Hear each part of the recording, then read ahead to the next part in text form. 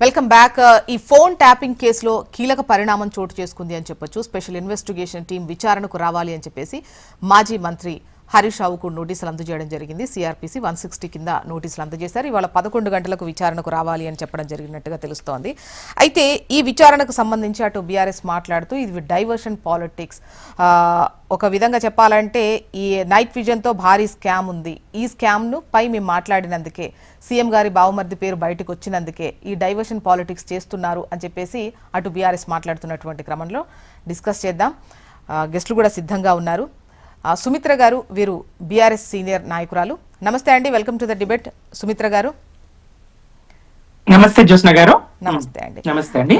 BJP senior నాయకులు వెంకటరెడ్డి గారు ఉన్నారు. వెంకటరెడ్డి గారు నమస్తే అండి. నమస్తే నమస్తే నమస్తే మేడం. నమస్తే నమస్తే అండి. సుమిత్ర గారు, ఇప్పుడు ఫోన్ ట్యాపింగ్ వ్యవహారం అనేది ఎప్పటి నుండి నడుస్తుందో మనం చూస్తూనే ఉన్నాము. సో ఈ క్రమంలో ఎవరిపైన అయితే డౌట్ ఉంటుందో, ఎవరు చెయ్యమన్నారు ఏంటి, ఈ లెక్కలన్నిటి మధ్య డెఫినెట్ గా విచారణ ఎదుర్కోవాల్సినటువంటి అవసరం ఉంటుంది. సో విచారణ వచ్చిన ప్రతిసారి ఇవి రాజకీయ కోణంలోనే చూడడం, ఇవి డైవర్షన్ పాలిటిక్స్ గా, రాజకీయ కక్షతో ఉన్నటువంటి పాలిటిక్స్ గా చూడడం కరెక్టేనా, లేదా విచారణకి వెళ్తే ఏ విషయాలు ఏంటి వాస్తవాలు తెలుస్తాయి కదా? నమస్తే అండి జ్యోత్స్న గారు, మీకు, వెంకటరెడ్డి గారికి, HM టీవీ ప్రేక్షకులకు, వీక్షకులకు జై తెలంగాణ. రేవంత్ రెడ్డి సర్కార్ 2 సంవత్సరాల నుంచి మరి పాలన మీద దృష్టి, తర్వాత ప్రతీకారం మీద దృష్టి మొదలన్నట్టుగా ఉంది వ్యవహారం. ఎలాంటి సుప్రీంకోర్టు మొన్ననే చెప్పింది ఈ దీనికి సంబంధించి, ఫోన్ ట్యాపింగ్ సంబంధించి హరీష్ రావు గారి పాత్ర ఏమీ లేదని, దీని విచారణ అనవసరం అని చెప్పేసి చెప్పింది. అయినప్పటికీ నిన్నటి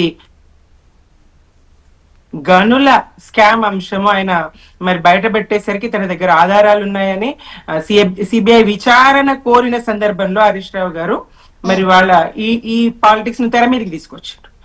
ప్రతిసారి నాయనప్పులు వచ్చే కథలాగా ఏదైనా ఈ ప్రభుత్వం మీద పెద్ద ఎత్తున కుంభకోణాల్లోనో దేంట్లోనో ఇరుక్కున్నది, తలమునకలుగా సమస్యల్లో కూరుకున్నది అన్న సందర్భంలో ఆ దృష్టి ఇటు మళ్లించే ప్రయత్నం చేస్తారు. అదిగో బీఆర్ఎస్, ఇదిగో దోషి అని చెప్పే ప్రయత్నం చేస్తారు. కానీ ఇది సమంజసం కాదు. యావత్ తెలంగాణ వీళ్ళు ఎందుకు, నేను హరీష్ రావు గారు గట్టిగా వార్నింగ్ ఇవ్వడం జరిగింది, అన్ని ఆధారాలు తన దగ్గర ఉన్నాయని. రేవంత్ రెడ్డి గారు ఏం మాట్లాడతారు, అంబోతుల కొట్లాట మధ్య లేగదూడలు బలైతే ఎవరు లేగదూడలు, మంత్రులు లేగదూడలా, మీడియా అంబోతుల, మీడియా ఇంకో ఉన్నటువంటిది ఎవరు? ఆయన భాషలోనే గతంలో రేవంత్ రెడ్డి గారు అనేవారు, ఊరు మీద ఒక పోతును వదిలిపెడతారు, ఊరడమ్మ పోతని ఊరుమడిగా, అది బాగా తెగ మేసి బలిసి ఉంటది.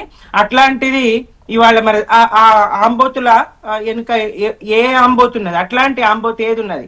రేవంత్ రెడ్డి గారి వ్యవహారం తెలుస్తలేదా తెలంగాణ ప్రజలకు? ఎందుకు ఇట్లాంటి కక్ష సాధింపు చర్యలు ఎదుర్కొంటాం? ఏదైనా ఎదుర్కొంటాం. ఈ టెలిఫోన్ ట్యాపింగ్ అనేది ఒట్టి ఇదండి, అందులో ఏమీ ఉండదు. ఇప్పుడు ట్యాపింగ్ చేయట్లేదా, పోలీస్ శాఖనే చేస్తది ఎంతనో కొంత మేరకు, నేరస్తులను తర్వాత ఇతరాతర పట్టుకోవడానికి కావాల్సినటువంటి సాక్ష్యాలు. ఫోన్ ట్యాపింగ్ కు సంబంధించి పలు రూల్స్ ఉంటాయి. సెంట్రల్ నుండి కేంద్ర హోంశాఖ నుంచి అనుమతి తీసుకోవడం ఉంటుంది. అంటే ముఖ్యంగా ఈ మావోయిస్ట్ కదలికలకు సంబంధించా లేదా ఉగ్ర కదలికలకు సంబంధించా ఏవైతే ఉంటాయో వాటికి సంబంధించి డెఫినెట్ గా ఫోన్ ట్యాపింగ్స్ ఇవి జరగడం అనేది సాధారణం. దానికి తగ్గ పర్మిషన్స్ తెచ్చుకోవడము అది కామన్. సో గతంలో మీ హయాంలో జరిగినటువంటి ఫోన్ ట్యాపింగ్స్ కు సంబంధించి అనుమతులు కావచ్చు, ముఖ్యంగా ఎవరి పట్ల చేస్తున్నారు, ఎవరి పైన అనుమానంతో చేస్తున్నారు, ఈ క్లారిటీ కన్నా కూడా రాజకీయ కక్ష సాధింపుతోని ప్రతిపక్షంలో ఉన్నటువంటి వాళ్ళపైన పెద్ద ఎత్తున ఈ ఫోన్ ట్యాపింగ్ చేశారు, ఫోన్ ట్యాప్ చేశారు అనేది వాళ్ళు చేసినటువంటి ఆరోపణ. ఇన్వెస్టిగేషన్ కూడా అదే విధంగా కొనసాగుతోంది అంటున్నారు. ప్రధానంగా ఓటుకు నోటిస్తూ రేవంత్ రెడ్డి గారు దొరికిపోయింది దీని వల్లనే కావచ్చని ఆయన భయం అండి. ఇవాళ చరిత్రలో ఒక రెడ్ హ్యాండెడ్ గా పట్టుబడినటువంటి నేరస్తుడిగా, రాజకీయ నేరస్తుడిగా, ఓట్ చోరీగా ఆయన మిగిలిపోతున్నాడు. గద్దె మీద కూర్చున్నటువంటి ఓట్ చోరీగా. రాహుల్ గాంధీ గారేమో ఓట్ చోరీ గద్దె చూడని దేశవ్యాప్త పర్యటనలు చేస్తారు. ఇక్కడ వాళ్ళకి అధికారం ఉన్న తెలంగాణలో మాత్రం ఓటు చోరీనే గద్దె మీద కూర్చోబెడతారు. అది ప్రజల ఓటైనా, ఎమ్మెల్యేల ఓటైనా, ఎమ్మెల్సీల ఓటైనా ఓటే కదా. ఈ ఓట్ చోరీ, మరి తన ఓట్ చోరీ భాగవతం బయటపడ్డదని, మరి దీనికి కారణం ఇదే కావచ్చని ఆయన ఆ వెన్నులోంచి పుట్టినటువంటి వణుకులోంచి ఈ కథలన్నీ అండి. ఈ సిట్ విచారణ గాని మరొకటి గాని ఇందులో ఏం లేదు. ఎస్, తప్పకుండా పోలీస్ శాఖ చేస్తుంది. ఇట్లాంటి రాజకీయ నేరస్తులు గాని, తీవ్రవాదులు గాని, ఉగ్రవాదులు గాని, బందిపోట్లు గాని ఎవరి సంబంధించిందైనా పోలీస్ శాఖ చేస్తేనే శాంతి భద్రతల పరిరక్షణ జరుగుతుంది.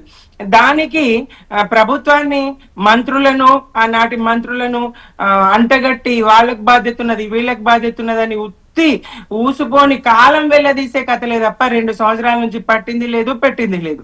ఏది వీళ్ళు ఏం సాధించగలిగినరండి? ఏ విచారణలో ఏం సాధించగలిగినరు? కొండని దవ్వుతారో ఎలుకని కాదు కదా, వెంట్రుకని కూడా పట్టరు. ఆ ఎలుక వెంట్రుకని కూడా, ఎలుక తోకని కూడా పట్టని పరిస్థితి ఉంటదండి. కాంగ్రెస్ నైజం ఇది, రేవంత్ రెడ్డి గారి నైజం ఇది. ఆయన భాష, ఆయన స్థాయి. నిన్న గట్టిగా హెచ్చరించారు హరీష్ రావు గారు. ఎస్, మా జెండా గద్దెలు కూలుస్తావా? మా జెండాల గద్దె కూలుస్తే నీ గద్దె కూలుతుంది.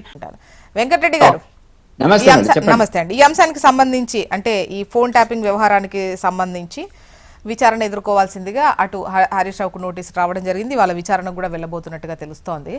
అయితే ముఖ్యంగా అంటే ఒక కేసు తెరపైకి వచ్చినప్పుడు లేదా ఒక ఆరోపణ చేసినప్పుడు ఆ ఆరోపణ నుంచి తప్పించుకోవడానికో లేదా ఈ విధంగా డైవర్షన్ పాలిటిక్స్ చేస్తున్నారు, రాజకీయ కక్షే, ఈవెన్ సుప్రీంకోర్టులో కూడా కొట్టేసినటువంటి దాన్ని కూడా ముందు తీసుకొచ్చి నోటీసులు, విచారణ అంటూ హడావిడి చేస్తున్నారు అనేది అటు బీఆర్ఎస్ వర్షన్.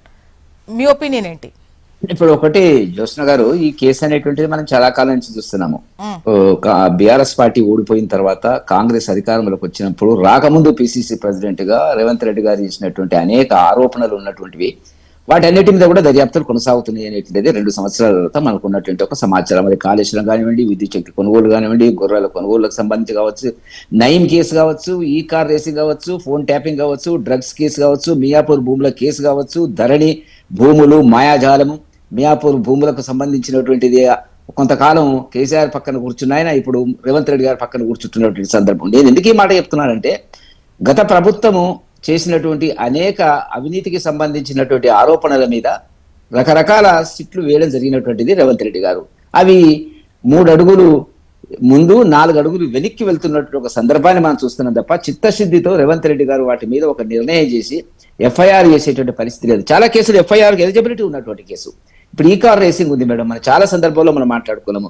అదేవిధంగా విద్యుత్ శక్తి కొనుగోలు ఉన్నాయి, గొర్రెల కొనుగోలు మాయాజాలం ఉంది. వీటన్నిటి మీద ఎందుకు సిట్టు ఎఫ్ఐఆర్ జారీ లేదు? మీరు అన్నట్టుగా రాజకీయాల లోపల రోజు మాట్లాడుకునేటువంటి ఒకరి మీద ఒకరు, అంటే గత 9.5 సంవత్సరాల బీఆర్ఎస్ పాలన, 2 సంవత్సరాల కాంగ్రెస్ పాలనలో 2 ఒకే పద్ధతిలో వెళ్తున్నాయి. కాబట్టి ఇప్పుడు వీళ్ళు చేస్తున్నటువంటి అవినీతి ఏదనేటువంటిది చాలా పెద్ద ప్రచారంలోకి వస్తున్నట్టు. ఒక ప్రధాన పత్రిక, ఒక ప్రధాన టీవీ మీడియా చేస్తున్నటువంటి ఆరోపణలు ప్రజల్లో చాలా సందిగ్ధాలు, సంచలనాలు, అనుమానాలు రేకెత్తిస్తున్నటువంటి పరిస్థితి.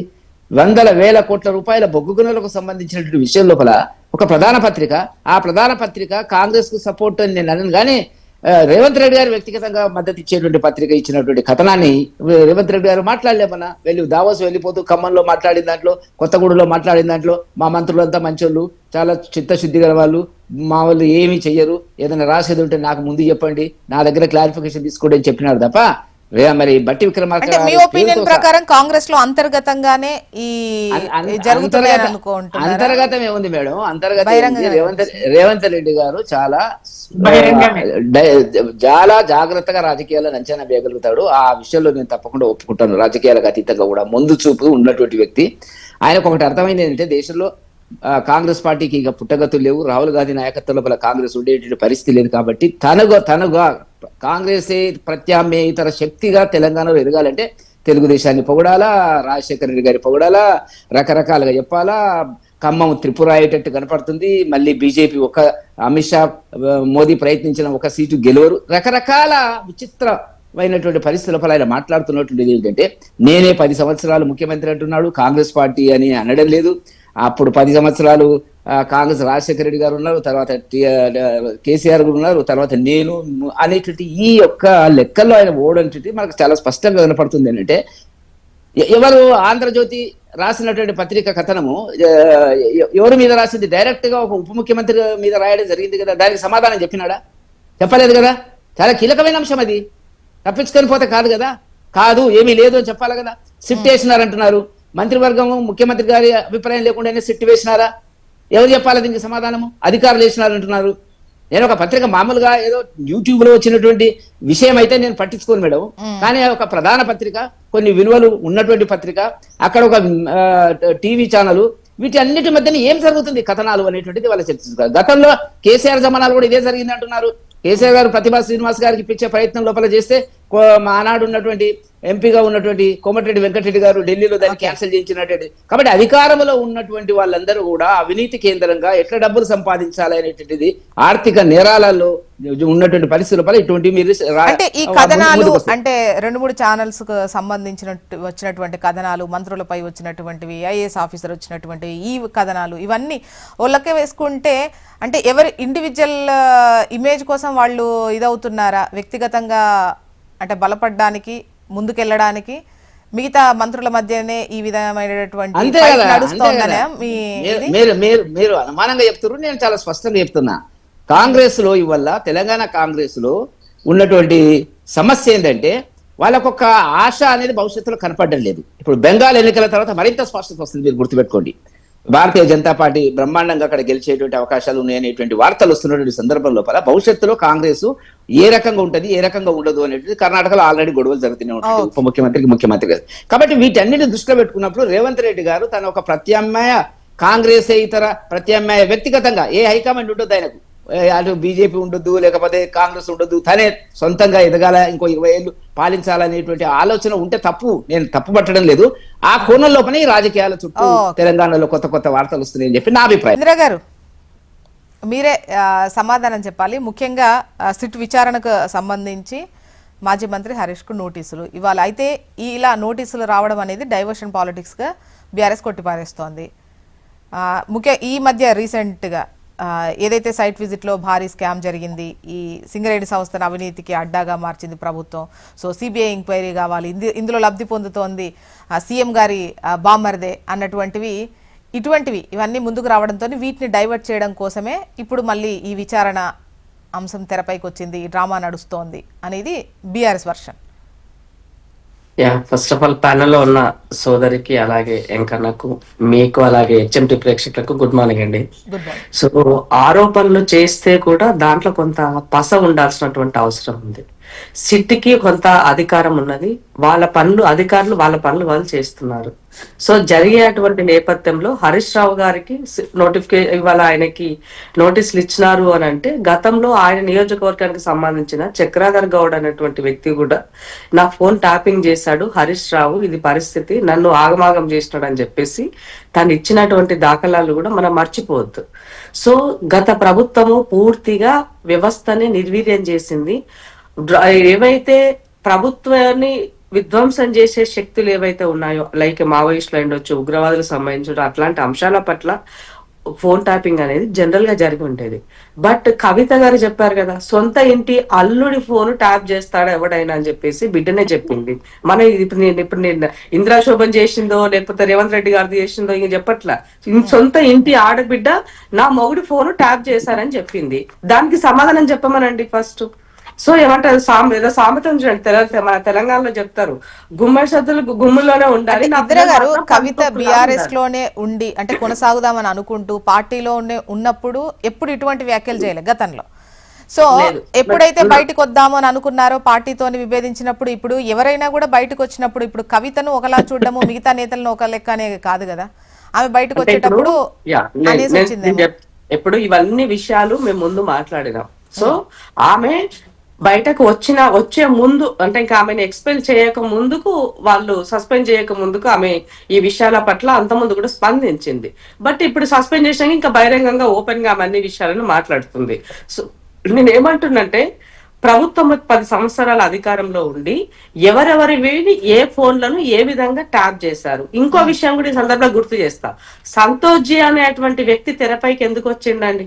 భారతీయ జనతా పార్టీకి సంబంధించినటువంటి కీలకమైనటువంటి సంతోష్ జీ.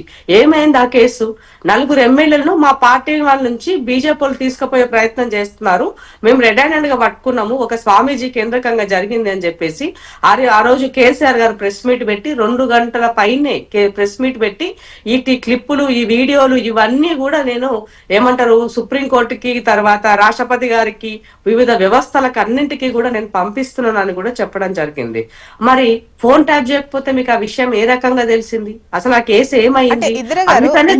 ఇందిరా గారు అంటే ఇప్పుడు ఒకరు కంప్లైంట్ ఇచ్చారనుకోండి, కంప్లైంట్ ఇచ్చినప్పుడు నిఘా పెడతారు కదా, నాకు ఈ టైంలో కాల్ వస్తుంది, నాకు ఈ విధంగా చేస్తున్నారు అన్నటువంటిది ఉంటే వాళ్ళు అంటే ఆ వ్యవస్థ ఉంటుంది కదా, అంటే కంప్లైంట్ చేసినప్పుడు నేను ఏమంటున్నంటే ప్రభుత్వంలో జరిగేటువంటి వ్యవహారాల పట్ల ఫోన్ ట్యాపింగ్ ఎవరు చేస్తారు అనే దానికి మీకు ఇందాక ఎగ్జాంపుల్ ఇచ్చాను నేను. ఈ రేవంత్ రెడ్డి గారు చాలా క్లియర్ గా చెప్తున్నారు, నా ఇంటికి సంబంధించి మా బెడ్రూమ్ లో మేము ఏం మాట్లాడుకున్న ముచ్చట్లు కూడా నా ఇంటి దగ్గరలో పెట్టి చేసినటువంటి దాఖలాలు కూడా మేము ఇంకా మర్చిపోలేదు అని కూడా తను చెప్పడం జరిగింది. సో ఆ రోజు పాలక పక్షమా ప్రతిపక్షమా వాళ్ళకి వ్యతిరేకంగా ఎవరున్నా అందరి ఫోన్లు ట్యాప్ చేశారు, ఎవరెవరు అడుగులు ఏ విధంగా వేస్తున్నారు, ఇవన్నీ జరిగినాయి. కాబట్టి ఇవాళ వీటికి సంబంధించినటువంటి దాంట్లో కీలకంగా వ్యవహరించిన ప్రభాకర్ రావు గారిని ఇవాళ ఇన్వెస్టిగేషన్ చేస్తున్నారు. సో ఆ తర్వాత ఎవరెవరు ఉన్నారు అనే దానికి అందరిని పిలిచి మాట్లాడుతున్నారు. తర్వాత ఈ మధ్య కాలంలో మస్తాన్ కూడా తను కూడా మాట్లాడినారు. సో చూసారు కదా, సర్వే చేసినటువంటి వ్యక్తి, బీఆర్ఎస్ పార్టీకి ఆ రోజు సర్వే చేసినటువంటి వ్యక్తి కూడా తను కూడా చెప్పడం జరిగింది. సో అందరి వ్యవస్థను అంటే వ్యవస్థని పూర్తిగా నిర్వీర్యం చేయడంలో భారతీయ జనతా పార్టీ కన్నా కూడా ఈ రాష్ట్రంలో ఉన్నటువంటి ఇవాళ కేసీఆర్ సర్కారు 10 సంవత్సరాలు దాన్ని ఆగం పట్టించింది అన్నది ముమ్మాటికి వాస్తవం. సో ఇవాళ ప్రభుత్వం ఇక్కడ మారింది కాబట్టి వ్యవహారం అంతా బయటపడింది. అట్లాగే కేంద్రంలో కూడా ప్రభుత్వం మారినట్లయితే డెఫినెట్ గా భారతీయ జనతా పార్టీ చేసే వ్యవహారం కూడా బయటకు వస్తాయి. సో ఇవాళ లోపల ఉన్నంత వరకు లుకలుకలు అంతా మామూలుగానే ఉండింది వాళ్ళ పవర్ ఉన్నంత వరకు. ఎప్పుడైతే ఆ పవర్ అదైపోయిందో ఆటోమేటిక్ గా అందులో ఉన్న లుకలుకలన్నీ మెల్లమెల్లగా అన్ని కూడా బట్టబయలవుతున్నాయి. సో ఇవాళ మీరు తప్పు చేయకపోతే, మీరు ఎలాంటి చర్యలు ఏదో చేయలేకపోతే నోటీస్ ఇస్తే ఎందుకంటే అంతా ఎగిసి పడుతున్నారు, అంతా ఉలికి పడుతున్నారు. సో వ్యవస్థ పట్ల మీకు నిజంగానే ట్రాన్స్పరెన్సీగా ఉండాలనుకుంటే రావాలి, నేను తప్పు చేయకపోతే చేయలేదని చెప్పాలి, నిరూపించుకోవాల్సిన అవసరం ఉన్నది. సో వ్యవహారంలో కీలకంగా వ్యవహరించినటువంటి వ్యక్తులు కేసీఆర్ గారు, కేటీఆర్ గారు, హరీష్ రావు గారు. కాబట్టి డెఫినెట్ గా వీళ్ళ పట్ల చర్యలు ఉంటాయి. ఆ చర్యలకు సంబంధించిన ఇందాక చెప్తున్నారు, వీళ్ళు ఏదో కేసులు వేస్తారు, ఏం చేస్తున్నారు, ఇప్పటి వరకు ఏం చేయాలి. సోదరు కూడా అదే మాట్లాడినారు. డెఫినెట్ గా ఎందుకు తొందరపడుతున్నారు? ప్రతి విషయానికి రేవంత్ రెడ్డి గారికి, ముఖ్యమంత్రి గారికి క్లారిటీ ఉన్నది. నీళ్ళకి నీళ్లు పాలు తేలబోతున్నాయి. ఏమంటే తినబోతూ రుచి గురించి ఎందుకు ఆలోచిస్తున్నాం? డెఫినెట్ గా తిన్న తర్వాత దాని టేస్ట్ ఏంటో తెలుస్తుంది కదా. కాబట్టి రేవంత్ సర్కార్ పవర్ కూడా మీకు త్వరలోనే తెలుస్తుంది, మీరు ఏం బాధపడాల్సినటువంటి అవసరం లేదు. నా ఆత్మన అనే తేడా లేకుండా అవసరమైనటువంటి వాళ్ళు ఎవరున్నా సరే తప్పు చేసినప్పుడు వాడికి చూద్దామండి. ఇవాళ అయితే విచారణకు రమ్మన్నారు, విచారణకు 11 గంటలకు హాజరవబోతున్నట్టుగా కూడా తెలుస్తుంది. ఆ తర్వాత మళ్ళీ మనకు ఈ అంశంపై మాట్లాడుకునే ఛాన్స్ ఉంటుంది. సో నెక్స్ట్ టాపిక్ లోకి వెళ్దాం.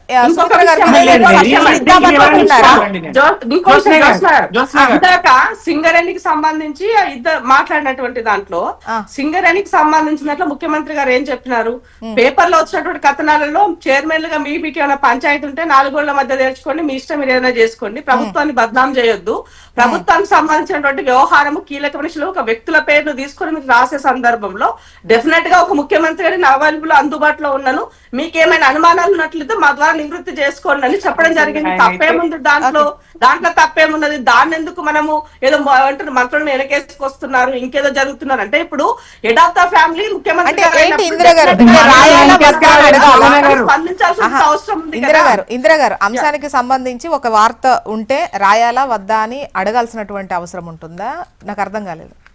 నో మా దగ్గరికి వచ్చినటువంటి దాంట్లో ఈ ఇట్లా అంశం ఇప్పుడు నిరాధారణమైనటువంటి అంశాలు ఎత్తి చూపినప్పుడు, కీలక అంశాల పట్ల మాట్లాడే సందర్భం వచ్చినప్పుడు పేపర్ పత్రికలకు ఆ స్వేచ్ఛ ఉంది, మీరు రాసుకోవచ్చు, మీకు కాదనట్లే.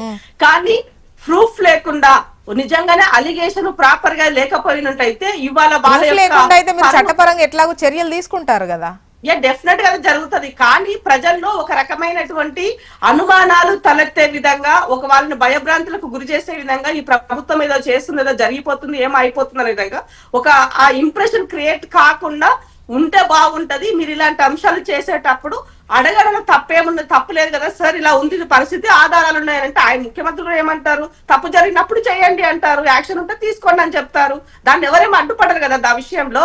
సో ఇందాక ఇంకో ఓటుకు నోటు కేసు అని మాట్లాడుతున్నారు. ఓటుకు నోటు కేసులు అన్నప్పుడు మరి మీ పార్టీలో ఏం చేశారు? బీఆర్ఎస్ 10 సంవత్సరాలు ఓట్లను పైసలు పెట్టి లిటరల్ గా కొన్నారు కదా. ఇవాళ రేవంత్ రెడ్డి గారి గురించి మాట్లాడినప్పుడు ప్రజలు ఆయన్ని ఆశీర్వదించినారు. ఎమ్మెల్యే గెలిచిండు, ఎంపీగా గెలిచిండు, ముఖ్యమంత్రిగా అయ్యింది. ఇవాళ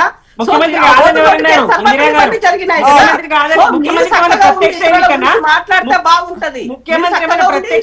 మాట్లాడండి.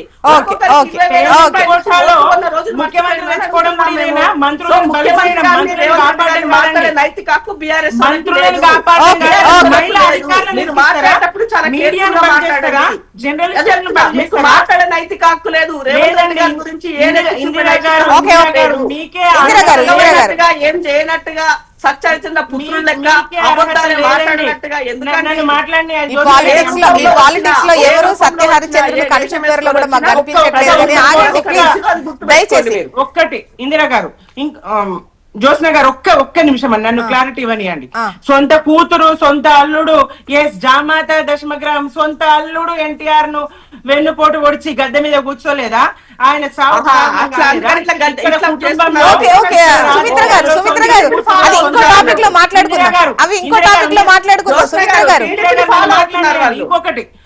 లేదు లేదు అంశం కూడా ఉంది మాట్లాడుకునేది. ప్లీజ్ నిర్వీర్యం కూడా చేసినట్టున్నారు కదా, మాట్లాడదాం ప్లీజ్. నయం లాంటి వాడిని పట్టుకోవడానికి అయితేనేంది, ఓటుకు నోటు దొంగ రేవంత్ రెడ్డి లాంటి వాళ్ళని పట్టుకోవడానికి అయితేనేంది వ్యవస్థ ఉపయోగించుకుంది, పోలీస్ శాఖ ఉపయోగించుకుంది తప్ప ప్రభుత్వానికి, మంత్రులకు, వీళ్లకు ప్రమేయం ఉండదండి దాంట్లో. వ్యవస్థను సుస్థిరం చేయడానికి సుమిత్ర గారు ప్రమేయం ఎందుకు ఉండదండి?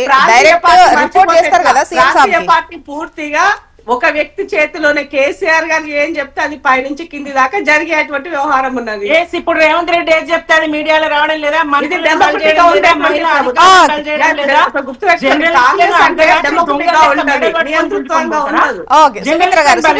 సుమిత్ర గారు చెప్పండి. వెంకటరెడ్డి గారు ఇప్పుడు ఒకటే మాట. నేను సరే వాళ్ళిద్దరి మధ్య, మా సోదరి మనల మధ్య నాకు కొంత టైం ఇవ్వడానికి ప్రయత్నం చేయండి. నెంబర్ 1. నెంబర్ 2 ఏంటంటే రేవంత్ రెడ్డి గారు లైట్ గా తీసుకున్నారు బొగ్గుగుణలకు సంబంధించినటువంటిదే మా బాధ. ఎందుకంటే ఒక గౌరవ ఉప ముఖ్యమంత్రి, ఆర్థిక శాఖ మంత్రి, సింగరేణి బొగ్గులకు సంబంధించిన బాధ్యత నిర్వహిస్తున్నటువంటి వ్యక్తి మీద ఒక ప్రధాన పత్రిక రాసినప్పుడు లైట్ గా ఎట్లా తీసుకుంటారండి? నోటీస్ ఇవ్వాలి పత్రికకి ఏంది అనేటువంటిది. ఎట్లా పేరు పెట్టి రాసిందండి. అలా దాంట్లో 2 మహిళా అధికారులకు సంబంధించిన ఇష్యూ వస్తుంది, ఇంకో మంత్రికి సంబంధించిన ఇష్యూ వస్తుంది. దాన్ని అంత ఈజీగా తీసుకుంటే అనుమానాలు రావండి జనంలో. నా సంగతి వదిలేయండి, భారతీయ జనతా పార్టీగా జనంలో వచ్చిన అభిప్రాయమే మేము చెప్తున్నాం ఇక్కడ. ఇందిరా గారు అలా లైట్ తీసుకోలే, పేపర్ పైన లైట్ తీసుకోలే, ఇమీడియట్ గా టెండర్ ని రద్దు చేయమని చెప్పినారు. సో ఎంక్వైరీ అన్నది మొదలవుతుంది. దానికి ఎక్కడ కూడా పేపర్ వదిలే ప్రసక్తి లేదు. ఒక 2 మహిళా అధికారులకి సంబంధించినటువంటి అంశం పట్ల వచ్చిన దాన్ని అంటే వచ్చినటువంటి రెస్పాన్స్ ని బట్టి కూడా ఇప్పుడు విచారం వ్యక్తం చేశారా, క్షమాపణ కోరారా, లేదంటే దాన్ని ఏ విధంగా వాళ్ళు అంటే ఇచ్చిన కథనానిక ఫోకస్ గా దానికి ఎటువంటి ఇది ఇచ్చారనేది కూడా ఇక్కడ ఇంపార్టెంట్. ఒకవేళ లైట్ గా తీసుకోకపోతే క్షమాపణ కావచ్చు, లేకపోతే ఇవన్నీ పెద్ద ఎత్తునే కనిపించేవి, విచారం వ్యక్తం చేసినటువంటివి కనిపించవు.